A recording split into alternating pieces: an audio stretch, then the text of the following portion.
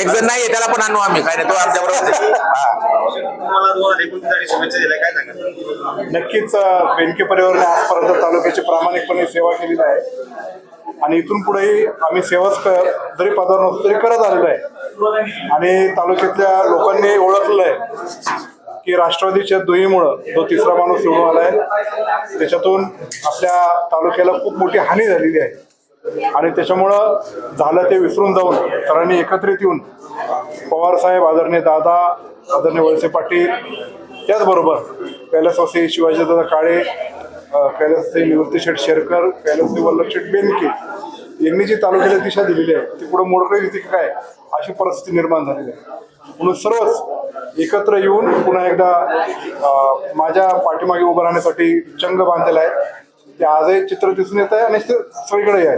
म्हणून तालुक्याची सेवा करणं हे आम्ही कधी सोडणार नाही आणि ते आम्ही निश्चित प्रकारे करत राहू. आणि आज माझा वाढदिवस जरी असला तरी आमच्यावर एक दुःखाची छाया आहे. आजीदादा आपल्यामध्ये नाही आणि त्यांची कालच जयंती झाली आणि दादांची जयंती इतक्या लवकर आम्हाला साजरी करावं लागेल असं कधी वाटलं नव्हतं. मी काल दिवसभर बारामतीमध्ये होतो आणि आज आल्यानंतर मी कुठल्याच प्रकारचा सत्कार गुच्छ स्वीकारला नाही, पण प्रेमापोटी ज्या लोकांनी आणलं होतं ते आम्ही सगळं इथं आजीदादाच्या चरणी सगळे गुच्छ अर्पण केलेले आहेत. सत्कार जे आहे ते मी घेतलेले नाही, पण दरवर्षी आम्ही शालेय साहित्य वाटप, वह्या वाटप, प्राथमिक शाळा ज्या आहेत जिल्हा परिषदच्या त्याच्यामध्ये गरीब विद्यार्थ्यांना मदत करण्यासाठी करतो. तर तुम्ही जर वह्या आणल्या किंवा आपल्या गावात वाटल्या तर ते मदत होईल. म्हणून हजारो कार्यकर्त्यांनी खूप मोठ्या प्रमाणामध्ये इथं वह्या आणल्यात, त्यांचंही मी मनपूर्वक आभार मानतो.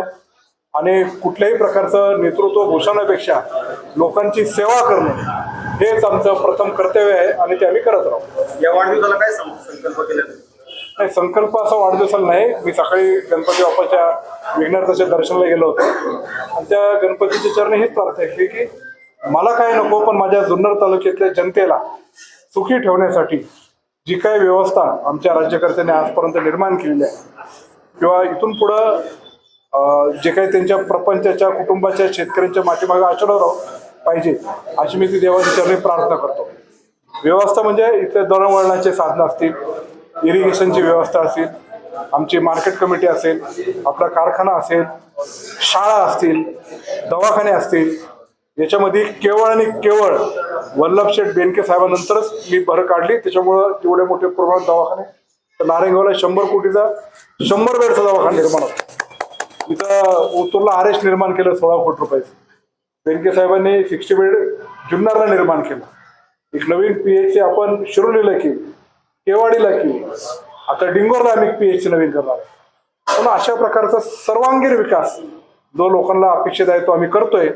फक्त त्याचा आशीर्वाद हा आमच्या पाठीमागे राहू दे अशी त्या गणपती बाप्पाच्या चरणी प्रार्थना केली. हाच माझा वाढदिवसाचा संकल्प आहे.